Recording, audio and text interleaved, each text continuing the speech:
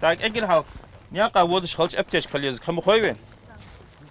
Аптечка шва халез примерно хойвен. Уроки в школе хоть и не закончились, но полезные лекции никто не отменял. Особенно сейчас, в летний период, когда возрастает не только количество экскурсий и походов на природу, но и опасность во время этого приятного времяпрепровождения. Ажил сам походит, давай саха руководитель, вы хахуел саелся минута. И я знаю примерно аптечки, ходит, ну сумохан, сацхамди, сацмол есть. Он хамушхол схой, поэтому отсведи здесь аптечки чечханы, ушмелю алхами. А ты я здесь, каждый от чего я здесь? Бальгойне? Да. Каждый. Обеспечить детям полноценный качественный отдых, а также профилактика безопасности подрастающего поколения в период детских каникул. Вот главная цель всероссийской акции «Мои безопасные каникулы». К ней сегодня присоединились воспитанники Центра детско-юношеского туризма и краеведения Малгобекского района и юноармейцы. Например, ты пошел куда-то в лес, и тебе нужен фонарик, а там темно. Эта вещь очень пригодится тебе в любом моменте. Ты можешь включить, и все, тебе свет будет гореть, и тебе не придется что-то держать. А в принципе, девочки, как себя лучше вести, чтобы не попасть в такие, скажем, неправильные ситуации?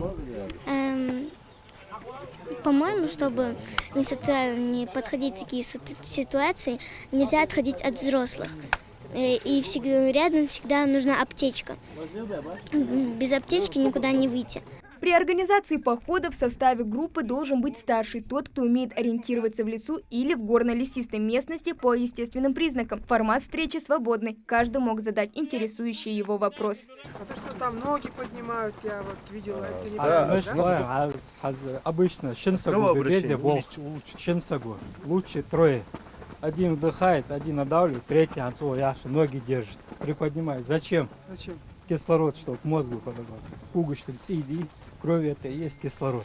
В числе самых внимательных слушателей и Аиша Ахриева. Девочка уже проходила курс по оказанию первой помощи, а сегодня закрепила свои знания. Если ребенку меньше 2 лет, во время реанимации ему нужно нажимать 2 пальцами на ребра. Начнет солнечное сплетение. Если ребенку меньше 7 лет, то одной рукой. Если больше 7, то 2 руками. И как меня научили в Артеке, 30 раз надо нажать солнечное сплетение. 3, 4, 5, 6, 7, 8, 9. У тебя, в принципе, были ситуации, когда нужно помогать кому-то? В таких случаях. Такая осторожность очень кстати. Напоминают сегодня и правила поведения на водоемах, в лесах и горно-лесистой местности. Учат оказанию первой неотложной помощи, способам использования подручных предметов при спасении утопающего и другим полезным навыкам. Ну а приятным бонусом стала возможность прокатиться на лодке. Но самое главное – безопасность. Поэтому жилетки, головной убор, ну и, конечно же, солнечные очки. Несоблюдение элементарных правил поведения выливается в неутешительную статистику. Так, по аналитическим данным, российские водоемы уносят жизни более 10 тысяч человек в год. По информации МЧС, в Ингушетии за текущий год зарегистрировано несколько несчастных случаев с летальным исходом. Согласно приведенным данным Росстата, жертвами водной стихии чаще становятся дети. Здесь купаться нельзя, здесь запрещено купаться. Ну, водный объект, охраняемый объект Росгвардии. Второй категории объект ТИР. Охраняемый объект ТИР. Без разрешения сюда не допускают. Мы здесь, конечно, бываем, люди здесь купаются, хотя здесь запрещено.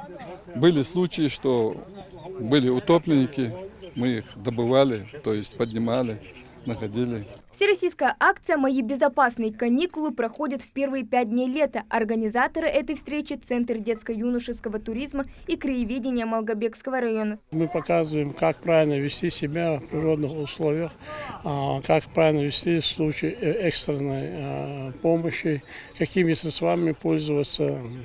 И с нами непосредственно эту работу проводит поисково-спасательный отряд Тарко. Он базируется здесь, в Малгобеке. Кстати, уже сейчас ребята активно готовятся к участию в межрегиональных соревнованиях школы безопасности. Один из тех, кто будет представлять Ингушетию, Акрамат Галаев. Профессиональное образование он только планирует получать, но навыки спасателя отработаны до автоматизма. Сейчас должны доплыть до буйка, сделать имитацию. Сделаем и обратно. Что для тебя школа безопасности? Ну, это как долг спасать людей. Это наша работа, У меня есть желание ко всему этому. Кстати, в жизни молодого спасателя был случай, когда полученные знания действительно пригодились. Ну, купались мы там с пацанами. Там маленький такой, где-то лет 10 по-моему было. Утонул там. Я сам тогда плавать тогда не умел так нормально. Ну, получилось как-то спасти. Успел. Представители чрезвычайного ведомства напомнили ребятам номера службы спасения и раздали памятки с кратким содержанием основных мер безопасности на воде и оказанию первой помощи. Сегодняшнюю акцию приурочили ко Дню образования республики. В завершение акции участники встречи запустили флешмоб и развернули ингушский флаг. Хава Гагиева, Сулейман Костоев, Магаз 24.